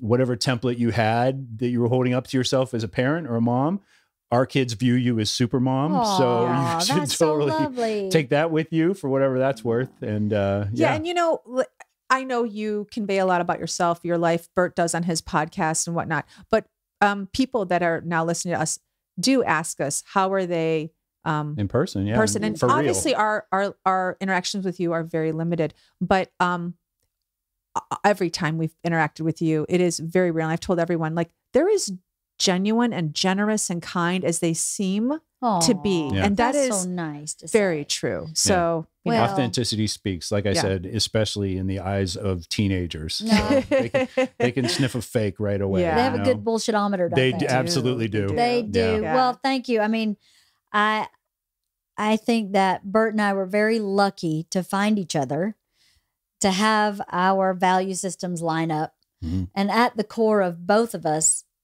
is a lot of gratitude. Aw, You know, that's I really nice to have- hear. I have 2 words that I say always. Life is about grace and gratitude. And grace has a lot of meanings. It means how you move through the world. It means the grace of God. It means the grace you give other people, the benefit of the doubt you give someone, the wide berth someone might need, someone that may not have the best intentions, the grace you can allow people to make a mistake. Mhm. Grace is a really powerful word. And gratitude is everything. It's true. If you can right? find the gratitude in the bad stuff, Yeah. you can have gratitude everywhere. I mean, I am not grateful. I mean, I am grateful for some of the bad experiences because I wouldn't want them. I wouldn't go, hey, guess what's happening tonight? I'm getting date raped. I wouldn't have done that. But I can take that experience and go, what did I learn? And how do I do better? And how do I help other people do better? And I can find the grace and the gratitude in how I've handled that bad moment in my life and moved past it. And there's so many, I can say that about my mom. I can say that about the hard times I've had in my marriage. I mean, it's not all been smooth sailing with a husband that works and us not being on the same page and fighting. You fight. Yeah, I'm of sure course. you've always had arguments. Not us. But if you approach that hurt when your spouse hurts you with grace and gratitude, the hurt goes away very fast. You know, and forgiveness. Yeah. You know, forgiveness sets you free. That's key. Yeah. For sure. Resenting something keeps you in chains. It does nothing for the person you resent. Oh, that's true. You know, spend my life resenting Bert for being on the road. Well, I'm the one suffering. It's that true. doesn't make any sense. Yeah. So to forgive him for anything he might have missed or done poorly is freedom. And then that freedom allows you to have the grace and the gratitude to just, you know, I don't know, be the best person. You being your best person inspires other people to be their best person. Oh, that's so true. Yeah. So your only option in life is to strive to be your best person. You won't always make it.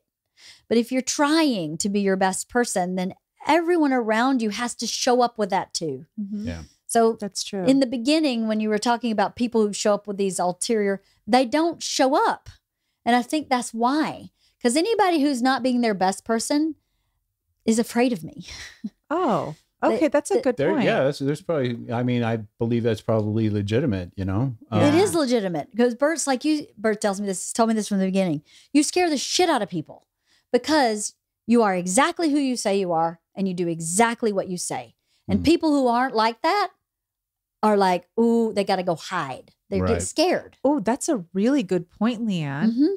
So I am what you see, and that's it. That's it. Yeah. I'm an open book, and I have no hidden agenda. There's nothing. This is it. And some people who haven't figured out who they are or don't have the best motives are afraid of that. Huh. All right. That's a very good point, which you come at it at an angle that I wouldn't have thought of. So that's really, that's accurate. I don't know. People have always been scared of me. I've always scared people off, and it makes me feel bad. I'm like, I don't understand why she won't talk to me. And Bert's like, you are terrifying. And I'm like, I'm not terrifying. And he's like, you are terrifying because you're always honest. Right. You're always direct. Honesty's a huge, I mean, that's a repellent for a lot of people. It is. It totally is. Like, come on. And I go, give it to me. Give it to me. I'd much rather know what your agenda is because believe me, I spent my life raised by someone who had every agenda hidden. Oh, yeah. And so if you got a hidden agenda, I'm out. I'm like, I can't hang. I can't process that. So, but that doesn't work for a lot of people. And it is scary. I am very direct. And I wouldn't have it any other way. This is who I am. I've always been this way. I love it. I'm kind of like that too. I mean, so I actually appreciate that, but I never looked at it from that angle that is terrifying to people, and it can make people run for the hills. So okay. So back to that question, you really don't get a lot of those people because they're too intimidated. Okay, I think so. My mom used to introduce me like this. She'd go, "This is Leanne. If you want to know the truth, if you don't want to know the truth, don't ask her." Oh, when I was a kid. That's great. And I'd be like, okay. I mean, as a really small kid, because one of her friends would say, what do you think about this dress? And I'd go, not good. Does not good. And my mom would say, see? I love that. See? Don't ask her if you don't want to know because she can't tell you anything else. Wow. But okay. Anyway. Oh, well, this was great. We took up so much of your time. No, you didn't. Thank you for sharing your studio with us. Oh, I was really happy appreciate to. that. Oh my goodness. This was great. Well, I'm quite flattered that you were curious about me. I'm very flattered. I don't know. I don't think of myself as anything particularly special or different than anybody else. We So disagree. thank you. Absolutely. Well, Disagree. thank you. Thank you. I'm just good at talking. That's all. No, you're good at a lot more than that. Oh, thank you. Now, everybody uses words. It's what happens with the words when you're saying them that I think resonates with people. It does. So, And you're not just a talker, you're a doer. yeah. That's true. I am a Yes, doer. Yes. Yeah, So thank you for sharing this 2 hours. Oh my gosh, with us, an hour and 15 or so 2 hours and 15. We're not so counting. Cha-ching. Leanne told us not to count I know. anymore. No, I don't know, count. but I'm not worried about it. I know, but thank you. So, this is where it started with us. And I'm so grateful that you were here to interview. So thank you. Any last words? No, empty nest, full tank from our end. Yep. Happy to be on the set of Wife of the Party. Really great stuff to be back. Thank you so much. Well, thank you. And I can't wait for our episode. Okay, here we go. Awesome. Thank you. Thank Of you. course. Yeah.